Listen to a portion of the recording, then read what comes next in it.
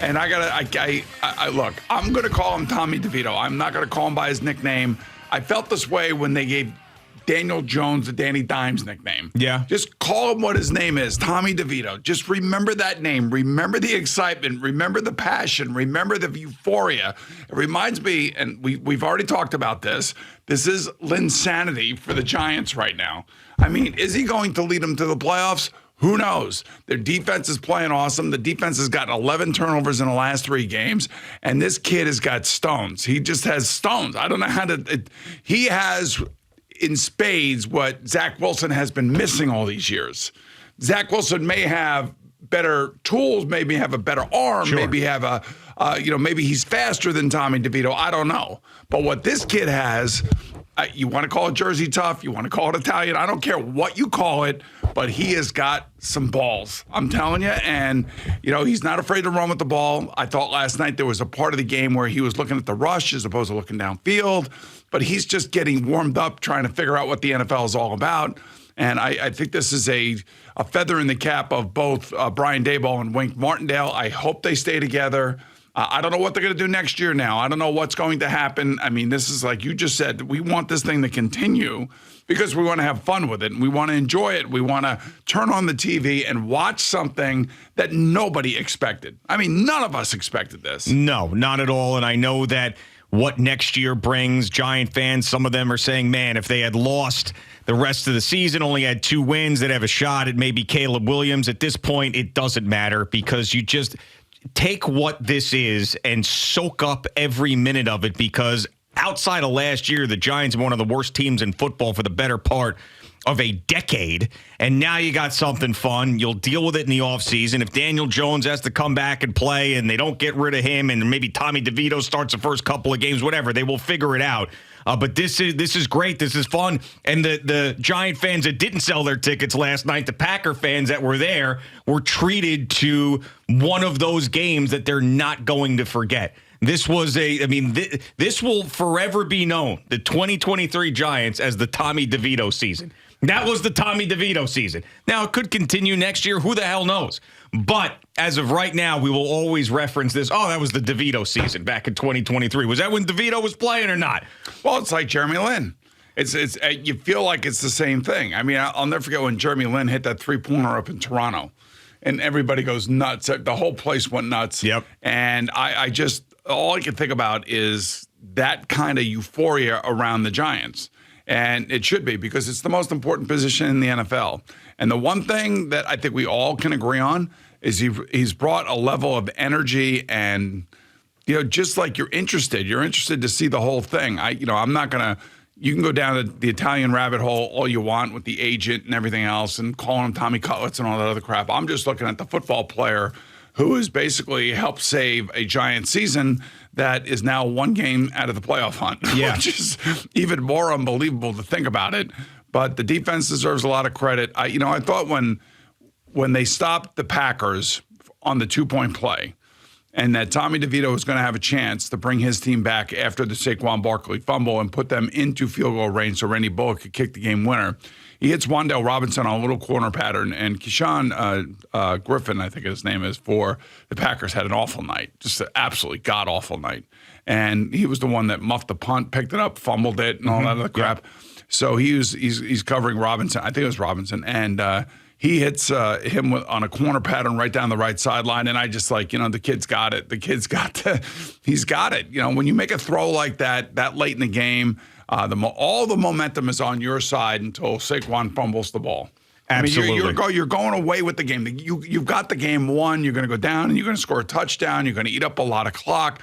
Jordan Love wasn't playing great. It was a blustery, windy night. It looked like everybody was having a hard time holding on the ball with the exception of Tommy DeVito. And then for him to be able to do what he did when he did it and how he did it and making those smart little passes and taking what the defense supposedly was giving him, I mean, you couldn't ask for a better finish to what for me, we're living like a storybook moment right now. And I don't think you can overstate enough, leading up to this. So you had the Giants on a bye.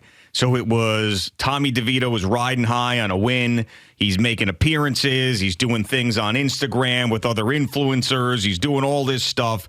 You got Tommy Cutlet T-shirts. And then last night, leading up to the game, you've got him showing up in that crazy red shirt. That goes everywhere. Even Dave Portnoy with his millions of followers sees that video. He quote tweets it and goes, Packers by 1 million tonight. So he shows up with that. That ain't Packers by 1 million, and that tells me in your face I'm coming to play some ball. That's what that tells me. 100%. That's what it told me too. Then you got the everybody talking about the tailgate, and they're making the chicken cutlet sandwiches. Then the agent is on there. So as all this is building up before the game, I'm thinking to myself, my God, this better not blow up in their face, right? Because then all of this stuff becomes a joke as opposed to fun, and everybody makes fun of it. And what happened? All of this pregame bravado, all of the craziness from the three-piece suit and the hat and the agent, the kissing each other in the stands and the balsamic vinaigrette that was out there, all of that. And then he goes out there with the ball in his hands with 1:20-something to go and gets him in the field goal range to beat a team that is in the playoff hunt. It's on Monday Night Football. I mean, it's incredible. It's absolutely incredible. And when you have that much momentum and everybody's watching you and it's a national TV game and the story's about you and then you deliver. Yeah. I don't think you can overstate that enough about how difficult that is to do, too.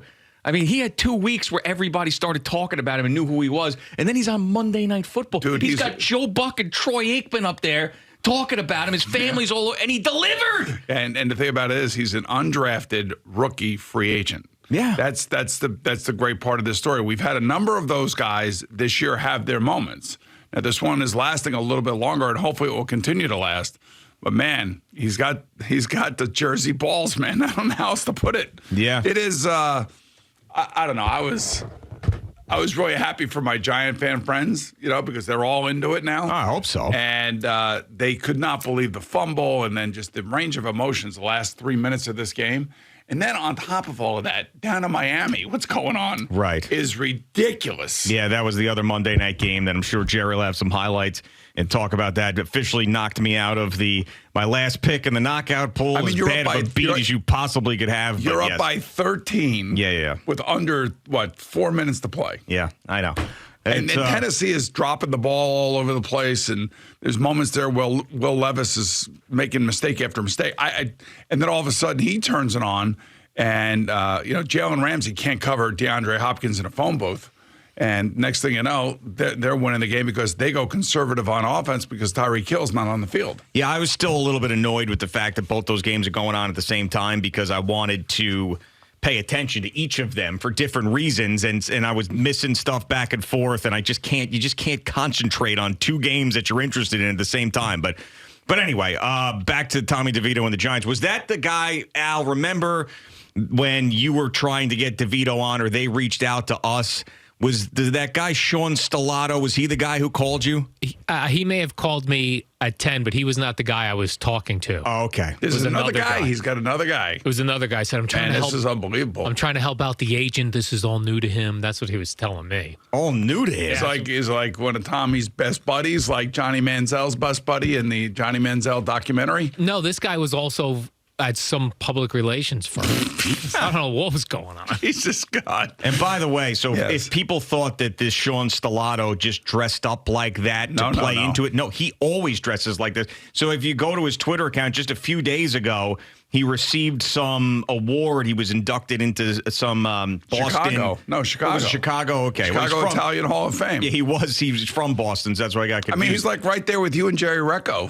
Jerry Recco was the Italian Sports Broadcaster of the Year in New Jersey. He wasn't the Italian sports broadcaster. He was just he was the New Jersey Sportscaster of the Year. Why don't we just call him the Italian Sports Broadcaster of the Year? Well, kind of fits the narrative. I was the Morris Columbus Day Parade. Morris County Columbus Day Parade Entertainer of the Year, and that was the Italian-American situation. Jerry was just Sportscaster of the Year. Tommy DeVito keeps doing this. He's going to be the New York City Columbus Day Oh, God. guy. Oh, absolutely.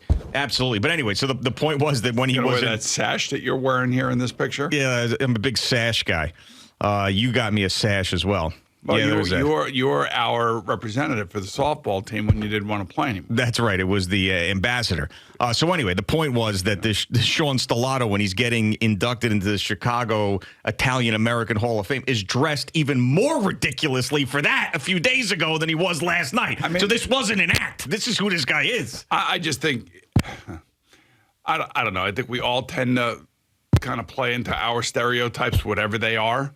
Whether it be being an older white guy, whether it be a young black guy, or whether it be a white Italian guy. I mean, like we all kind of play into it, whatever it is, whatever the story is. Yep. And I mean, as long as they keep winning, it's going to be a great story. The moment they start losing, or he has a couple bad games and they go on to lose, then it becomes a dud story. Then people start making fun of it. But well, exactly my point. The winning was what teetering last night going into the game. It was teetering. All this momentum. He was on top of the world. He could have came crashing down in a big way on national TV, and it didn't. It went the other way. It went the extreme other way, which is great. Ball in his hands to go in the game, and he did. And make key throws, by the way, out of the pocket.